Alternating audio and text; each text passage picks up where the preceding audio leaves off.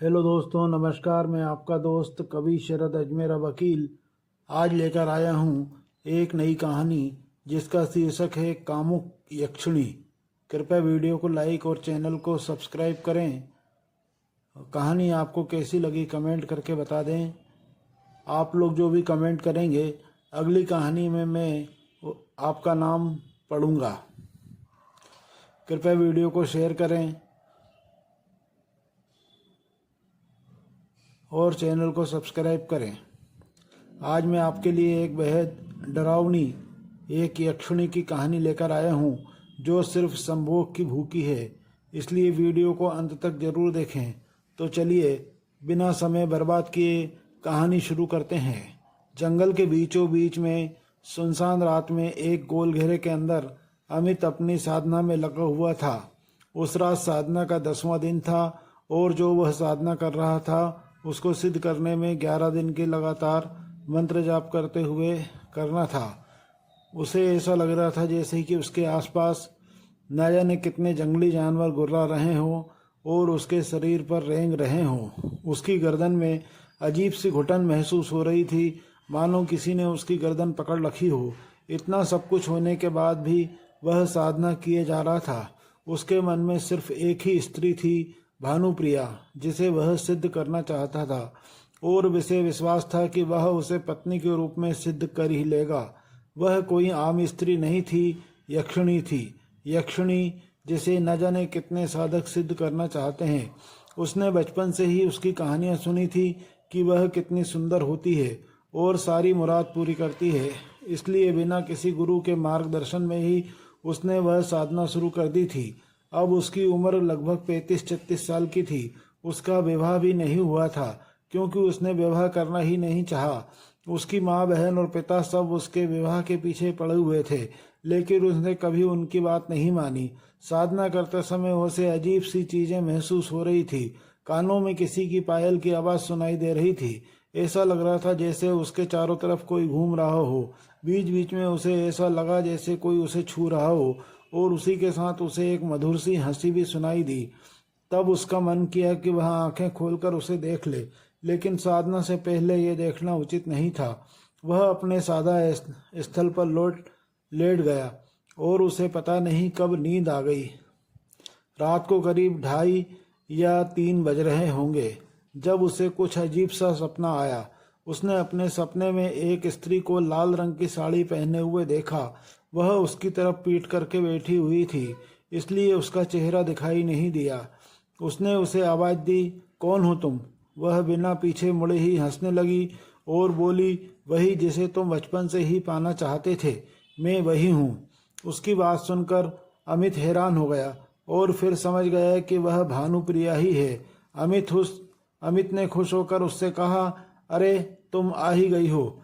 वह हंसने लगी और बोली, अभी नहीं, तुमने अभी मुझे सिद्ध नहीं किया है, लेकिन तुम्हारी जिद देखकर लगता है कि तुम मुझे सिद्ध कर लोगे। यह कहकर वह न जाने कहाँ गायब हो गई और उसी वक्त अमित की आंखें खुली। वह जमीन पर लेटा हुआ था। उस गोल घेरे के बाहर उसे झाड़ियों के हिलने की आवाज आ रही थी। उसने सोचा कि कोई जानवर होगा। फिर वह वापस सो गया और अगले दिन शाम को अमित वापस सारी तैयारी करके साधना करने में व्यस्त हो गया। आंखें बंद करके वह मंत्र जाप कर रहा था। तभी किसी ने उसके कंधे पर अपना हाथ रखा, जिससे उसके स्पर्श से शरीर का रोम रोम खड़ा हो गया। वह हाथ बहुत ही कोमल थे और उसकी पूरी पीठ पर घूम रहे थे। मंत्र जाप में कोई दिक्कत ना आए उसके लिए उसने अपने मन को उस स्पर्श के एहसास से हटाने का प्रयास किया, लेकिन जैसे जैसे वह हाथ उसे छू रहे थे वैसे वैसे वह अपने आप पर से काबू खोता जा रहा था। साधना पूरी करने के लिए उसे एक बार और मंत्र का जाप करना था। तभी उसे ऐसा लगा जैसे कोई उसकी गोद में बैठ गया हो और उसने अमित को जोर से थप्पड़ मारा हो। अमित ने ऐसा कुछ होने की कल्पना नहीं करी थी, लेकिन फिर उसने मंत्र जाप करना नहीं बंद किया। उसे पूरे शरीर में अजीब सा दर्द महसूस होने लगा। कोई अमित को बुरी तरह से खरोच रहा था और उसे ऐसा महसूस हो रहा था जैसे उसके सीने से खून बह रहा हो। उस दर्द में भी उसने साधना बंद नहीं की, शायद इसीलिए क्योंकि उस पर भानुप्रिया के लिए पागलपन सवार हो गया था। फिर किसी ने जोर से उसके बाल खींचे और अजीब सी आवाज़ निकालने लगा, जैसे कि वह बहुत उत्तेजित हो। वह आवाज़ एक औरत की थी और अमित समझ गया था कि वह भानुप्रिया है और मंत्र जाप खत्म होने तक उसे साधना नहीं बंद करनी है, वरना वह उसे सिद्ध नहीं कर पाएगा। काफी समय तक वह अमित को उत्तेजित करने की कोशिश करती रही। जैसे जैसे उसका शरीर अमित के शरीर से स्पर्श हो रहा था, अमित समझ पा रहा था कि उसने ज्यादा कपड़े नहीं पहने हुए थे और वही उसके सबसे ज्यादा परेशानी में डाल रहा था, क्योंकि जाप करने में उसे परेशानी हो रही थी। लेकिन किसी तरह उसने खुद पर काबू रखा। करीब 3 से 4 घंटे तक उसके साथ यही सब होता रहा। फिर आखिरकार उसने मंत्रों की आहुति दे दी। तभी अमित को भानुप्रिया के हंसने की आवाज़ सुनाई दी और उसने कहा, बहुत अच्छे, तुम्हारी इस साधना ने मुझे दिल से प्रसन्न कर दिया है। अमित, तुमने मुझे सिद्ध कर लिया है। अमित ने अपनी आंखें खोली और उसने दुनिया की सबसे खूबसूरत स्त्री को अपने सामने पाया। वह बेहद सुंदर थी। अमित ने कहा, मैंने जब से तुम्हारे बारे में सुना था तब से तुम्हें सिद्ध करना चाहता था, तुमसे विवाह करना चाहता था। वह हंसी और बोली, हाँ जरूर करूँगी, लेकिन पहले मेरी कुछ शर्तें हैं जो तुम्हें मानना होगी। अमित ने कहा, मुझे तुम्हारी हर शर्त मंजूर है, कहो क्या चाहिए। उसने कहा, तुम्हें अभी इसी वक्त मुझसे विवाह करना होगा। अमित अपने परिवार के सामने उससे विवाह करना चाहता था, लेकिन फिर भी अमित ने उसकी बात मान ली और उसने कहा, मेरी दूसरी शर्त यह है कि मैं तुम्हें पत्नी के रूप में सिद्ध हो रही हूँ, इसलिए मेरे अलावा तुम किसी पराई स्त्री से संबंध नहीं रखोगे। अमित बहुत खुश था। उसने कहा, मंजूर है, मुझे तुम्हारी सब शर्तें मंजूर है। फिर दोनों ने उसी समय विवाह कर लिया। अमित को विश्वास नहीं हो रहा था, उसने सच में भानुप्रिया को प्राप्त कर लिया है। फिर अमित ने कहा, अब हमें घर जाना चाहिए, मेरे परिवार वाले तुमसे मिलकर बेहद खुश होंगे। लेकिन एक समस्या थी कि जिस तरह के वस्त्र भानुप्रिया ने पहन रखे थे, उन वस्त्रों में अमित उसे घर नहीं ले जा सकता था। इसलिए अमित पहले बाजार जाकर उसके लिए एक अच्छे से साड़ी खरीद कर लाया। उसे साड़ी पहनाकर अमित अपने घर ले गया। जब अमित भानुप्रिया को लेकर पहुंचा तो उसने अपनी माँ को बुलाया। माँ, ओ माँ, देखो तो मैं तुम्हारे लिए किसको लाया हूँ। लीला, सतीश और शिवानी भी वहां आ गए। जब उन्होंने भानुप्रिया को देखा तो सब हैरान हो गए। शिवानी ने कहा, यह कौन है भैया? अमित ने कहा, अरे अपनी भाभी को नहीं पहचाना? कब से आप लोग मेरी शादी के पीछे पड़े हुए थे, तो मैंने शादी कर ली। यह भानुप्रिया है और इसी से मैं प्रेम करता हूँ। उसकी बात सुनकर सबके होश उड़ गए।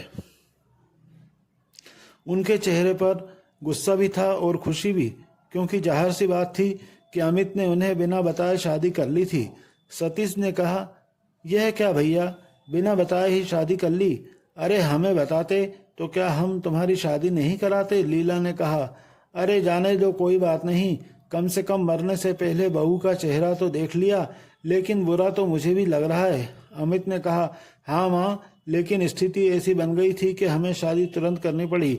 शिवानी भानुप्रिया के पास आई और बोली, आपके माँ बाप को पता है कि आपने शादी कर ली? भानुप्रिया ने कहा, मैं इस दुनिया में बिल्कुल अकेली हूँ, मेरा यहाँ कोई नहीं है। यह सुनकर सबको बहुत बुरा लगा। लीला ने कहा, अरे नहीं नहीं, हम तो हैं तुम्हारे। शिवानी पास में जाकर अपनी भाभी को कमरे में ले जाकर बैठा दिया। शिवानी भानुप्रिया को कमरे में ले गई। लीला ने अमित को कहा, बेटा कल का दिन सुबह ऐसा करते हैं, बहू की मुंह दिखाई रख देते हैं, ठीक है ना? अमित ने भानुप्रिया को देखा तो उसके होश उड़ गए। वह बिना किसी वस्त्र के पलंग पर बैठी थी, मानो उसी का इंतजार कर रही थी। अमित उसे देखता ही रह गया और वह भी एक हल्की सी मुस्कान के साथ अमित को निहार रही थी। अमित उसके पास गया और भानुप्रिया ने अचानक उसे पलंग पर खींच लिया और देखते ही देखते दोनों हम बिस्तर हो गए और दोनों रात भर संभोग करते रहे। अगले दिन भानुप्रिया की मुंह दिखाई थी और शिवानी उसे तैयार कर रही थी। अमित के कुछ दोस्त भी उसके घर आने वाले थे, जो हमेशा अमित की शादी न होने का मजाक उड़ाते थे, और अमित इस बात से बहुत ज़्यादा खुश था कि भानुप्रिया को देखकर सबके होश उड़ जाएंगे। ऐसा ही हुआ। उसके दोस्त घर आए और जब उन्होंने भानुप्रिया को देखा तो उसकी खूबसूरती देखकर सबको जलन हो गई।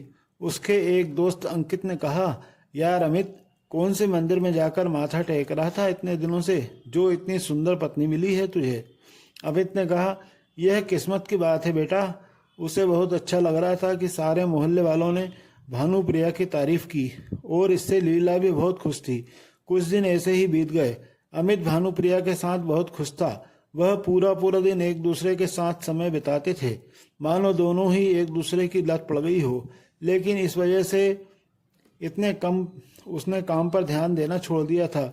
अमित ज्यादातर समय भानुप्रिया के साथ कमरे में भोग विलास करता रहता था। यह बात लीला को पसंद नहीं आ रही थी। एक दिन लीला ने उसे बुलाया और कहा, यह सब क्या है अमित? अपने बाबा के साथ दुकान क्यों नहीं जाता है? अरे कब तक वह अकेले काम करेंगे? माना तेरी नई नई शादी हुई है, लेकिन इसका मतलब यह तो नहीं कि तू कमरे से बाहर ही ना निकले। अमित दुकान जाकर अपने बाबा को बोला कि वह घर आकर खाना खा ले। अमित का मन तो नहीं था, लेकिन फिर भी वह चले गया। उसके जाने के बाद भानुप्रिया रसोई में गई और उसे देखकर लीला ने कहा, चलो तुम्हारे पे रसोई में तो पड़े, आज का खाना तुम बनाना और किसी चीज की जरूरत हो तो मुझसे कह देना। यह कहकर लीला भी अपने में में लग गई। भानुप्रिया ने लीला को अजीब तरीके से देखा और शिवानी ने यह देख लिया। उसने कहा, क्या हुआ भाभी? इस घर की आप बहू हो तो अपनी जिम्मेदारी तो निभाओ। चलो मैं भी तुम्हारी मदद करती हूँ। और दोनों काम पर लग गई। और जैसे ही खाना तैयार हुआ, सतीश घर पहुंच गया और उसने कहा, आज मैं दुकान नहीं जाऊंगा, मेरी तबीयत कुछ ठीक नहीं लग रही है। अमित दुकान बंद करके रात को घर लौट आएगा। यह बात जब भानु प्रिया ने सुनी तो उसके होश उड़ गए। अचानक वह सतीश को गुस्से से घूरने लगी। तभी शिवानी ने कहा, कोई बात नहीं, मैं भैया को खाना दे आऊंगी। फिर भानुप्रिया खुश हो गई, बोली, नहीं नहीं, तुम नहीं जाओगी, मैं दे आऊंगी। लीला ने भानुप्रिया को रोकने की कोशिश की, लेकिन भानुप्रिया उसे नजरअंदाज करके दुकान चले गई। जब अमित ने उसे दुकान में आते देखा तो वह भी खुश हो गया और दोनों ने दुकान का दरवाजा बंद करके ही संभोग करना शुरू कर दिया। दुकान के अंदर से जो आवाज आ रही थी वह सुनकर आसपास रहने वाले लोग बात करने लगे। इसकी खबर लीला और सतीश तक पहुंच गई। लीला ने जब इसके बारे में जाना तो वह शर्मिंदा हो गई और उसे गुस्सा आ गया। अब भानुप्रिया के घर आने का इंतजार करने लगी। करीब 2 घंटे बाद भानुप्रिया घर आई। तब शाम के 4 बज रहे थे। लीला ने पूछा, इतनी देर क्यों लग गई आने में? भानुप्रिया ने कहा, दुकान में ग्राहक बहुत थे, इसलिए उन्हें खाना खिलाने में समय लग गया। लीला ने कहा, तुझे उसे खिलाना नहीं, खाना पहुंचाने के लिए भेजा था। मैं अच्छे से जानती हूँ तू क्या करने गई थी। मेरी बात ध्यान से सुन ले, तू अब अमित से दूर रहेगी। तेरी वजह से उसके काम का नुकसान हो रहा है। अब से तू रसोई में सोएगी, समझी भानुप्रिया? अब भानुप्रिया को यह बात बिल्कुल पसंद नहीं आई। उसने कहा, लेकिन वह मेरे पति है तो उनके साथ समय बिताने में क्या हर्जा है? लीला ने कहा, हर एक का समय होता है। तू बेशर्म की तरह दुकान में जाकर उसके साथ यह सब करेगी तो हमारी क्या इज्जत रह जाएगी? इसलिए अब अगले 1 महीने तू उससे दूर रहेगी। यह कहकर लीला वहां से चले गई। रात को करीब 8 बजे अमित घर आया और जब वह अपने कमरे में गया तो उसने देखा कि भानुप्रिया वहां नहीं है, तो उसे ढूंढते ढूंढते रसोई में पहुंच गया। वहां वह गुस्से में बैठी हुई थी। उसने पूछा, क्या हुआ? तुम यहाँ क्या कर रही हो? भानुप्रिया ने गुस्से में कहा, तुम्हारी माँ ने मुझे तुमसे दूर रहने के लिए कहा है। उन्हें पता चल गया है कि हम दुकान में क्या कर रहे थे। यह बात अमित को अच्छी नहीं लगी, लेकिन वह जानता था कि लीला किसी की नहीं सुनने वाली है, इसलिए उसने कहा, कोई बात नहीं, मैं यहीं सो जाता हूँ, माँ को पता नहीं चलेगा। भानुप्रिया के चेहरे पर मुस्कान आ गई और अमित वहीं सो गया। आधी रात बीतने के बाद उसे लगा कि भानुप्रिया उसे स्पर्श कर रही है। वह खुद भी उसे स्पर्श करने के लिए मचल गया। दोनों रसोई में ही भोग विलास करने लगे। लेकिन तभी रसोई की लाइट जल गई और जब दोनों ने रसोई के दरवाजे की ओर देखा तो लीला वहां खड़ी हुई थी। लीला ने गुस्से में चिल्लाकर कहा, बेशरम, मेरे रसोई को भी अशुद्ध करने चले हो? और उसने भानुप्रिया का हाथ पकड़ा और उसे बाहर ले गई। उसने कहा, क्या जादू कर रखा है तूने मेरे बेटे पर? क्या कहा था तूने? मैंने तुझसे कहा था कि तू उससे दूर रहे, पर तूने मेरी नाक कटवा दी। तुम लोगों को उसके बाद भी शर्म नहीं आ रही है? अमित ने कहा, माँ क्या हो गया है आपको? अरे वह मेरी पत्नी है। लीला ने कहा, यह पत्नी सब कुछ हो गई तेरे लिए, अब तू इसके लिए घर की इज्जत, अपना कामकाज सब कुछ दांव पर लगा देगा क्या? अमित ने कहा, ऐसा कुछ नहीं होगा माँ, तुम बेकार में परेशान हो रही हो, मेरी पत्नी से तुम ऐसा बर्ताव मत करो। यह सुनकर लीला के होश उड़ गए। अमित ने पहली बार उससे ऐसी बात करी थी। भानुप्रिया के चेहरे पर मुस्कान आ गई थी। लीला ने कहा, अच्छा अब तुझे यह इतनी प्यारी हो गई है, समझ गई मैं भी। यह उन औरतों में से है जो पति को अपने घर वालों के खिलाफ भड़काती है। अमित ने कहा, अरे ऐसा कुछ नहीं है माँ, तुम बेकार में तमाशा क्यों कर रही हो? यह कहकर अमित अपने कमरे में चला गया। शिवानी ने लीला से कहा, इसके लक्षण ठीक नहीं है माँ, इसे तो तुम कोठरी में सुलाओ आज की रात, तब इसकी अकल ठिकाने आएगी। तो उसने जो देखा वह देखकर उसके होश उड़ गए। रसोई में भानुप्रिया थी, जिसे उसने रात को कमरे में बंद कर दिया था और चाबी भी उसके पास थी। उसने कहा, तू बाहर कैसे आ गई भानुप्रिया? और उसने उसकी ओर देखा तो अजीब तरह से मुस्कुरा कर बोली, माँ जी, आपको क्या लगता है कि आप मुझे कमरे में बंद कर देंगी और सब कुछ सही हो जाएगा? आप जानती नहीं हैं मुझे। मैं आपको एक सलाह दे रही हूँ कि मेरे और अमित के बीच में आने की कोशिश मत करिएगा, वरना बाद में मत कहना कि मैंने चेतावनी नहीं दी। यह कहकर वह चले गई और लीला के पसीने छूट गए। 2-3 दिन फिर ऐसे ही बीत गए और लीला ने देखा कि शिवानी की तबीयत कुछ सही नहीं है। उसने पूछा, क्या हुआ शिवानी, तू ठीक तो है ना? शिवानी ने कहा, नहीं माँ, 2-3 दिन से मुझे हर रोज उल्टियाँ हो रही है और शरीर में बहुत भयानक दर्द होता है। इस बात पर भानुप्रिया हंस पड़ी और यह चीज अमित ने भी देखी कि लीला ने कहा, पहले क्यों नहीं कहा, चल डॉक्टर के पास चलते हैं। लीला उसे डॉक्टर के पास ले गई और अमित ने भानुप्रिया से कहा, यह सब क्या है?